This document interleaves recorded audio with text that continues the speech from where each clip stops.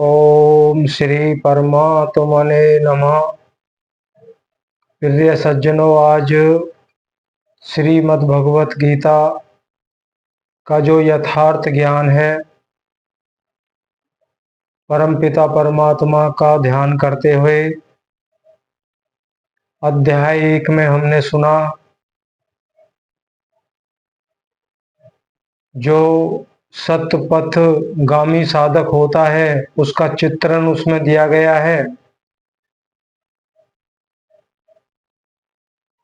चाहे चाहे कौरव पक्ष था या पांडव पक्ष था, केवल संशय जो पैदा हुआ, हम सभी जानते हैं, जो संशय पैदा हुआ परिवार के मोह के प्रति, अपने प्रियजनों के प्रति, वो केवल अर्जुन को हुआ था। तो इसलिए श्री महायोगेश्वर श्री कृष्ण भगवान एक गुरु स्थान पर हैं और अर्जुन वो अनुरागी साधक है।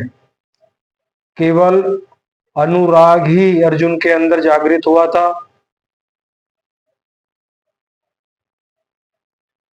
तो असली जो भजन है, इस अध्याय 2 में आज जानेंगे। जो असली भजन है वो कब शुरू होता है? क्या किसी गुरु से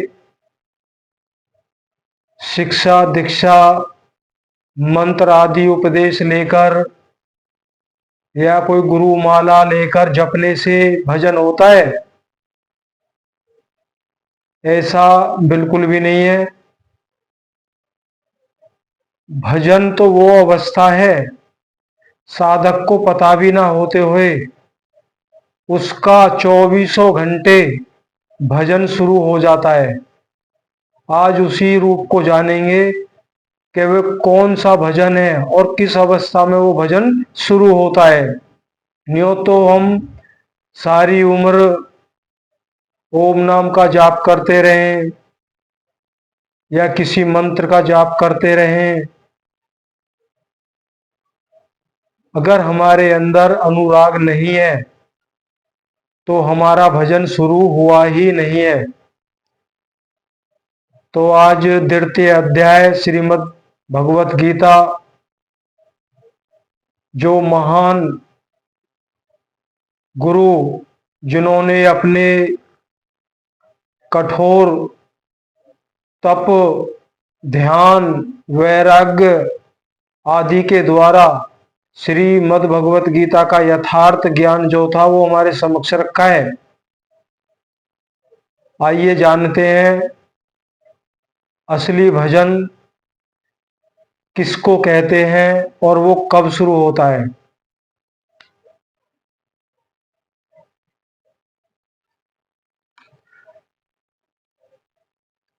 उन्हीं महान संत के लिए कहा गया है, उन्हीं के कुछ विचार हैं। कहते हैं, पूज्य महाराज जी कहते थे, सदगृहस्थ आश्रम में रहते हुए ग्लानि होने लगे, अश्रुपात होता हो, कंठ अवरुद्ध होता हो, तो समझना कि यहीं से भजन आरंभ हो गया है। अनुराग में यह सब कुछ आ जाता है। उसमें धर्म, नियम, सत्संग भाव सभी विद्वान होते हैं। किसमें? अनुराग। इसलिए अर्जुन को अनुरागी कहा गया है। जहां अनुराग है जिस साधक के अंदर, तो उसका भजन शुरू हो जाता है। तो यहाँ पे कहा गया है, सदगृहस्थ आश्रम में, हम अपने परिवार में रहते हुए अपना गृहस्थ आश्रम भोगते हुए अगर हमें ग्लानि उत्पन्न हो, जिन भाइयों को ऐसा होता है वो इस बात को अच्छी तरह से वाखूबी जानते हैं और समझते भी हैं। एक परिवार से ग्लानि होना, हालांकि हम सब काम धंधे करते हैं, लेकिन उस हमारा जो व्यवहार होता है, कोई भी हम काम करते हैं, नौकरी पेशा करते हैं या कोई व्यापार करते हैं, कुछ भी हम करते हैं, उसमें सत्यता, पूर्णतया सत्यता होती है। और अपने परिवार में रहते हुए परिवार से गिलानी होना, मतलब एक उस परिवार से अपने आप को छुड़ाना चाहता है साधक। ये उलझनें आती हैं, ये ऑटोमेटिक अंदर पैदा होती है, मैं कैसे निकलूं, कैसे निकलूं बाहर, तो गिलानी उत्पन्न होने लगती है। दूसरा कह रहे हैं अश्रुपात होता हो, जब परमात्मा के लिए हमारे अंदर विरह वेदना पैदा होती है और हमारी जो आत्मा है इस शरीर से छूटने का भरसक कोशिश करती है, जब वो सफल नहीं हो पाती है तो उस परमात्मा से मिलन की जो तड़प है उसमें आंखों से आंसू बहते हैं, बहते भी इतने हैं कि सारे कपड़े गीले हो जाते हैं। बहुत जोर जोर से हिलकी दे दे के जो ना वो जीव रोता है। तो इसको कहा गया आंखों से अश्रुपात होता हो, कंठ अवरुद्ध होता हो, परमात्मा की बात करते करते कंठ अवरुद्ध हो जाना,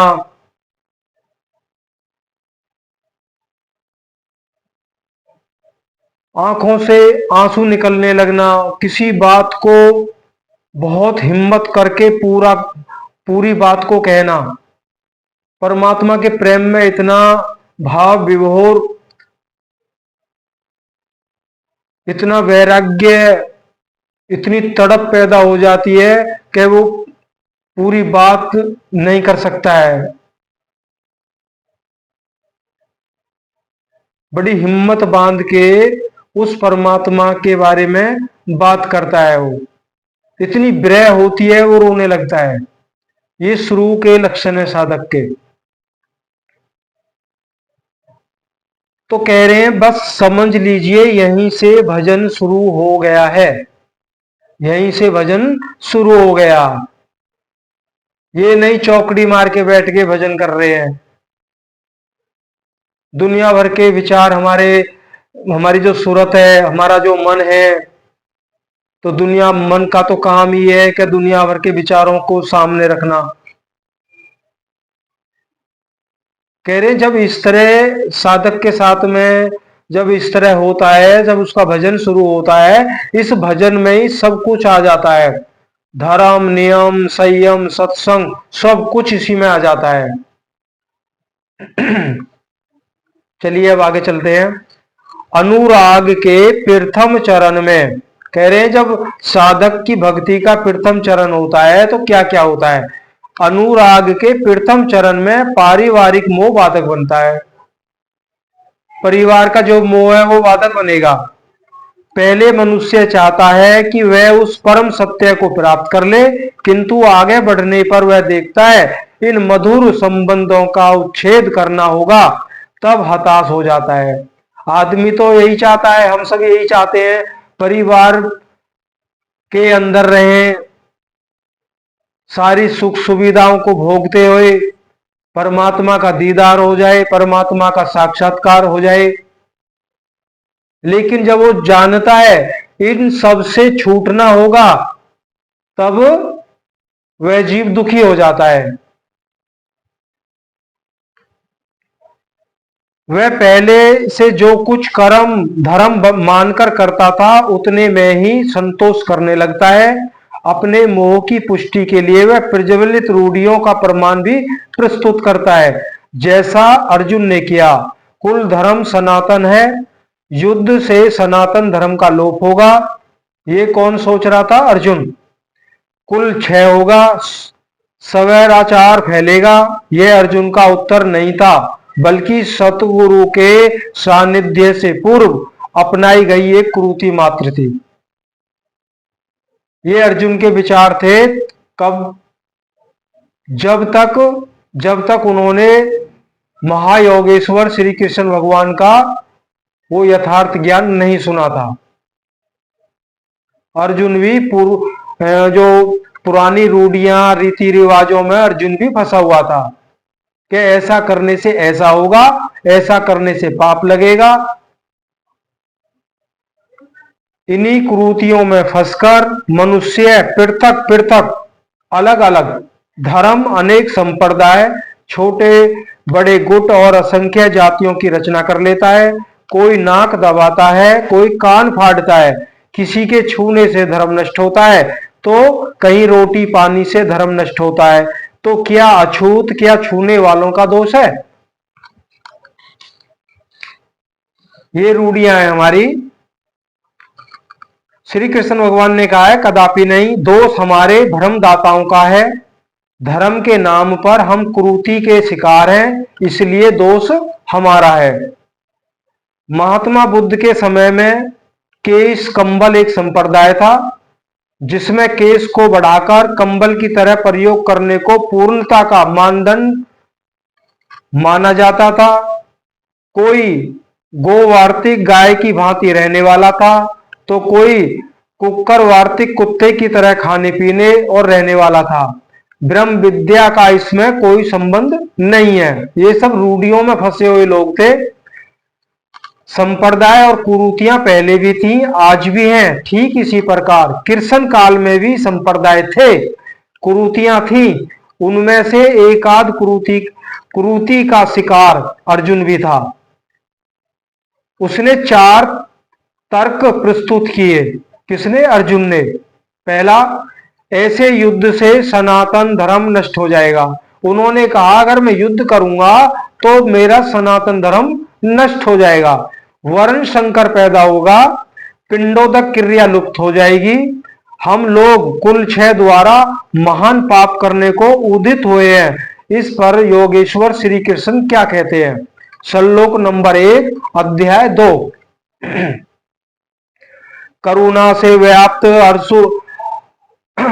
अश्रुपूर्ण व्याकुल नेत्र वाले उस अर्जुन के प्रति मधुसूदन, मद का विनाश करने वाले भगवान ने ये वचन कहा, अर्जुन इस विषम स्थल में तुझे अज्ञान कहां से हो गया?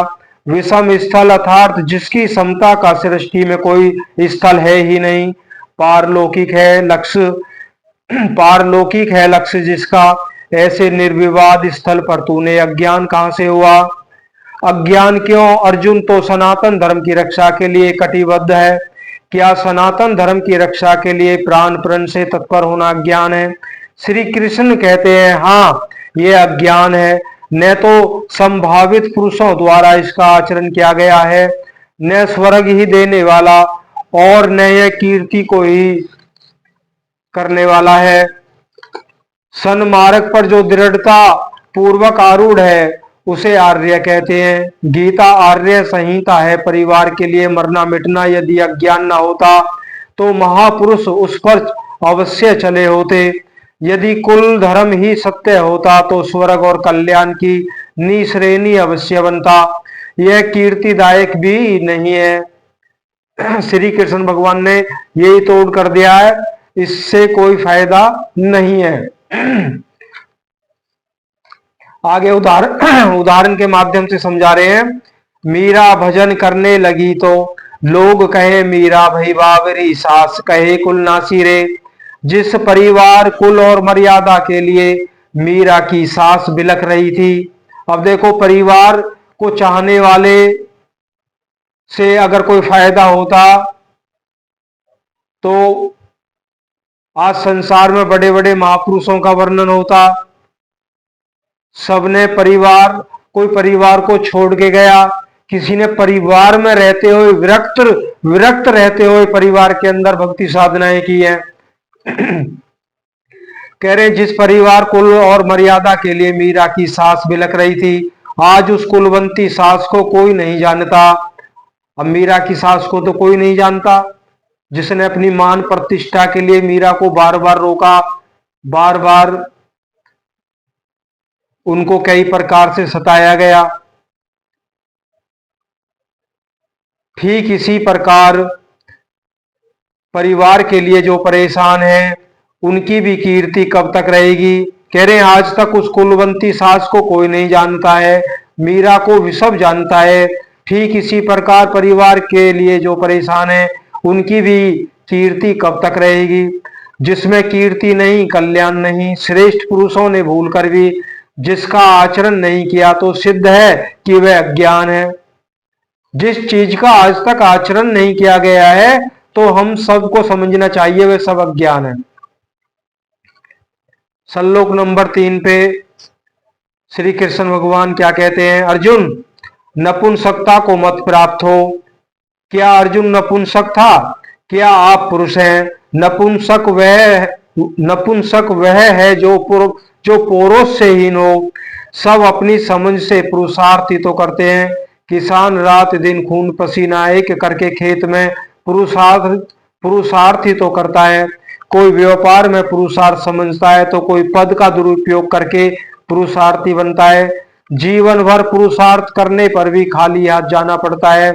स्पष्ट यही है कि पुरुषार्थ नहीं है, शुद्ध पुरुषार्थ है आत्मदर्शन। गार्गी ने याज्ञवल्क्य से कहा, वह पुरुष होते हुए भी नपुंसक है जो हृदयस्थ आत्मा को नहीं पहचानता है। वह आत्मा ही पुरुष स्वरूप स्वयं प्रकाश उत्तम आनंद युक्त और अभियुक्त है। उसे पाने का प्रयासी पौरुष है। अर्जुन तू नपुंसकता को न प्राप्त हो, यह तेरे योग्य नहीं है। हे परंतप हृदय की शुद्र दुर्बलता को त्याग कर युद्ध के लिए खड़ा हो। आसक्ति का त्याग करो, यह हृदय की दुर्बलता मात्र है। इस पर अर्जुन ने तीसरा प्रश्न प्रस्तुत किया।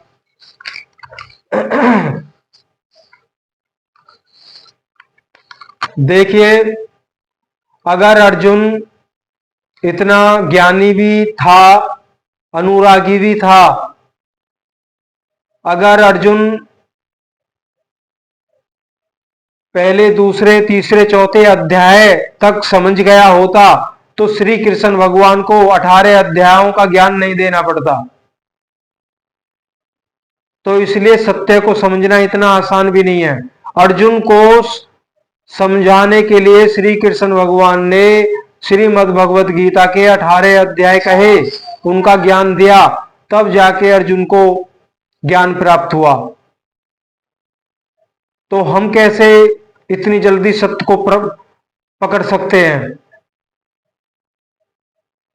पकड़ने का कारण है हमें विरह वेदना सत्यता के साथ में जीना, अपना आचार व्यवहार सब सत्यता के साथ करना होगा, तभी शुद्धता आएगी। उस शुद्धता के तहत ही सत्य को समझा जा सकता है। चाहे हम असंख्य ग्रंथों को पढ़ते जाएं, कोई ज्ञान की प्राप्ति नहीं होने वाली है। अब श्लोक नंबर 4 में कह रहे हैं, अहंकार का समन करने वाले मधुसूदन, मैं रणभूमि में पिता में भीष्म और आचार्य द्रोण से किस प्रकार वानों से युद्ध करूंगा, क्योंकि आरिसूदन वे दोनों ही पूजनीय हैं। ये अर्जुन ने सवाल किया है। द्वैत ही द्रोण है, प्रभु अलग है, हम अलग हैं। द्वैत का यह भान ही प्राप्ति की प्रेरणा का आरंभिक सूत्र है। यही द्रोणाचार्य का गुरु तत्व है। भरम ही भीष्म है। जब तक भरम है तभी तक बच्चे परिवार रिश्तेदार सभी अपने लगते हैं। अपना लगने से भरम ही माध्यम है। आत्मा इन्हीं को पूज्य मानकर इनके साथ रहता है कि ये पिता है, दादा है, कुलगुरु है इत्यादि। साधन के पूर्ति काल में गुरु न चेला पुरुष अकेला। जब साधन काल होता है, जब साधक पूर्णता से सत्य की तरफ चलता है, ना कोई गुरु ना कोई चेला, सारी मोह ममता दूर हो जाती है। केवल क्या याद रहता है? गुरु का उपदेश। लेकिन आज देखने को क्या मिलता है? गुरु के उपदेश को तो भूले पड़े हैं, गुरु के पीछे दौड़ते रहते हैं। गुरु के चरणों की धूली मिल जाए मेरे भाग खुल जाएंगे, गुरु से बात करने का मौका मिल जाए मेरे नसीब खुल जाएंगे, गुरु के दर्शन हो जाएं मेरे कर्म कट जाएंगे। नाना प्रकार की भ्रांतियां फैली हुई हैं। कलेश कटेगा गुरु के वचनों से। ना कि गुरु के पीछे दौड़ने से। जब तक चित्त उस परम आनंद में विलीन हो जाता है, तब न गुरु ज्ञान दाता और न शिष्य ग्रहण करता ही रह जाता है। जब उस आनंद में शिष्य डूब जाता है, ज्ञान देने वाला गुरु और ज्ञान ग्रहण करने वाला शिष्य कुछ नहीं रहता है। चित्त तो उस आनंद में डूब गया, उस महाआनंद का रस ले रहा है। यही परम की स्थिति है। परम कहते हैं ना, परम गति को प्राप्त हुए, यही अंतिम पड़ाव है जहां पूर्णता प्राप्त होती है। यही वो आनंद का सूत्र है।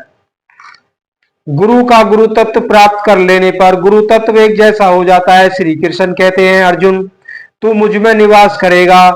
जैसे एक श्री कृष्ण वैसा ही अर्जुन, और ठीक वैसा ही प्राप्ति वाला महापुरुष हो जाता है। ऐसी अवस्था में गुरु का भी विलय हो जाता है। गुरु तत्व हृदय में प्रभावित हो जाता है। अर्जुन गुरु पद की ढाल बनाकर इस संघर्ष में प्रवृत्त होने से कतराना चाहता है। वह कहता है, इन मानुभाव गुरुजनों को न मारकर मैं इस लोक में भिक्षा का अन्न भी श्रेय कर समझता हूं। अर्जुन के अंदर विचार आ रहे हैं, मैं अपने इन अपनों को, गुरुजनों को ना मारकर अगर मैं भिक्षा मांगकर अपना जीवन यापन करता हूं तो वो मेरे लिए श्रेष्ठ है। यहां भिक्षा का अर्थ उदर पोषण के लिए भीख मांगना नहीं, सत पुरुषों की टूटी फूटी सेवा द्वारा उनसे कल्याण की याचना ही भिक्षा है। अन्य एकमात्र परमात्मा है, जिसे पर प्राप्त करके आत्मा सदा के लिए तृप्त हो जाता है, कभी अतृप्त नहीं रहता। हम महापुरुषों की सेवा और याचना द्वारा सनह सनह ब्रह्म पीयूष प्राप्त करें, किंतु यह परिवार न छूटे, यही अर्जुन के भिक्षान की कामना है। संसार में अधिकांश लोग ऐसा ही करते हैं। वे चाहते हैं कि परिवार सने संबंध न मारना पड़े और मुक्ति भी सने सने धीरे धीरे मिल जाए, किंतु चलने वाले पथिक के लिए, जिसके संस्कार इनसे ऊपर हैं, उसमें संघर्ष की क्षमता है, स्वभाव में क्षत्रिय तत्व प्रभावित है, उसके लिए इस भिक्षान का विधान नहीं है। स्वयं ने करके याचना करना भिक्षान है।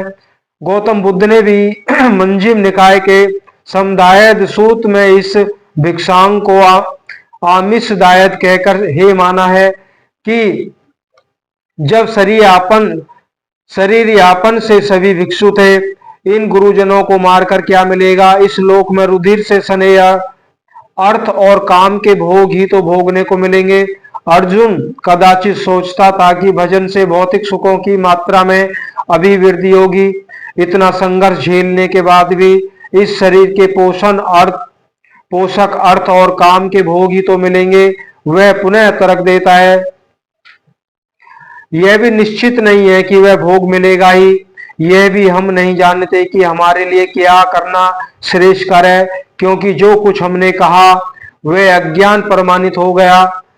यह भी ज्ञात नहीं है कि हम जीतेंगे अथवा वे ही जीतेंगे, जिन्हें मारकर हम जीना भी नहीं चाहते। वे धृतराष्ट्र के पुत्र हमारे सामने खड़े हैं।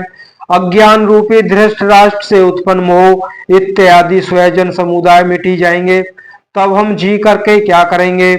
अर्जुन पुनः सोचता है कि जो कुछ हमने कहा कदाचित यह भी अज्ञान हो, अतः प्रार्थना करता है, कार्यता के दोष से नष्ट स्वभाव वाला धर्म के विषय में सर्वथा मोहित चित हुआ मैं आपसे पूछता हूं, जो कुछ निश्चित परम कल्याणकारी है वह साधन मेरे लिए कहिए। श्री अर्जुन कह रहे श्री कृष्ण भगवान से, जो परम कल्याणकारी मार्ग है, वो जो साधन है, आप मेरे लिए वो कहिए। मैं आपका शिष्य हूं, आपकी शरण में हूं, मुझे साधिए। केवल शिक्षा न दीजिए, बल्कि जहां लड़ खड़ा हूं वहां संभालिए। लाद दे, लदाए दे और लदाने वाला साथ चले। कदाचित गट्ठर गिर पड़ा तब कौन लदवाएगा। ऐसा ही समर्पण अर्जुन का है। यहां अर्जुन ने पूर्ण समर्पण कर दिया। अभी तक वह श्री कृष्ण को अपने स्तर का ही समझता था, अभी तक श्री कृष्ण भगवान को अर्जुन अपनी ही तरह समझ रहा था, अनेक विद्याओं में अपने को कुछ आगे मानता था। यहाँ उसने अपनी बागडोर श्री कृष्ण को वस्तुतः सौंप दी थी। सतगुरु पूर्ण पर्यंत हृदय में रहकर साधक के साथ चलते हैं। यदि वे साथ न रहें तो साधक पार न हो। युवा कन्या के परिवार वाले जिस प्रकार शादी विवाह तक उसको संयम की शिक्षा देते हुए संभाल ले जाते हैं, ठीक इसी प्रकार सतगुरु अपने शिष्य की अंतरात्मा से रति होकर उसे प्रकृति की घाटियों से निकालकर पार करा देते हैं। अर्जुन निवेदन करता है कि भगवान, एक बात और है। कह रहे हैं, भक्ति में साधक कभी भी पूर्णता प्राप्त नहीं कर सकता। स्वयं परमात्मा साधक के रथी बनकर अनंत दुर्गम रास्तों से निकाल के साधक की पार लगाते हैं। उदाहरण दिया है, जैसे माता पिता अपनी कन्या को अच्छे अच्छे संस्कार देते हुए, उसको संभालते हुए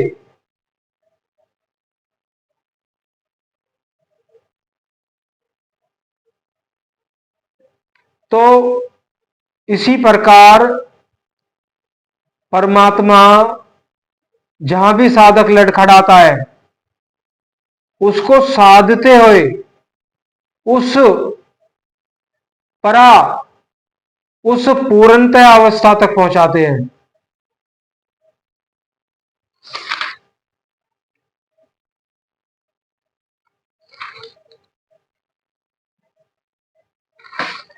भूमि पर निष्कंटक धन्य धान्य संपन्न राज्य को और देवताओं के स्वामी पर इंद्र पद को पाकर भी मैं उस उपाय को नहीं देखता जो मेरी इंद्रियों को सुखाने वाले शोक को दूर कर सके। जब शोक बना ही है तो यह सब लेकर ही मैं क्या करूंगा। यदि इतना ही मिलना है तो क्षमा करें। अर्जुन ने सोचा, अब इसके आगे बतावेंगे भी क्या। अब अर्जुन ने तो अपने अंदर फैसला कर लिया, इससे आगे श्री कृष्ण भगवान मुझे बताएंगे भी क्या। कह रहे, जब मेरा दुखी बना रहेगा, इन सबको हम मार भी देंगे तो किसी भी सुख का मैं करूंगा क्या। तो ये अर्जुन को संशय बना हुआ है। आगे कैसे दूर करेंगे श्री कृष्ण भगवान अर्जुन के इस अज्ञान को, वो अगले सत्संग में, अगले श्रीमद् भगवत गीता के पाठ में सुनेंगे। परमात्मा का ध्यान करते हुए सभी को प्रणाम।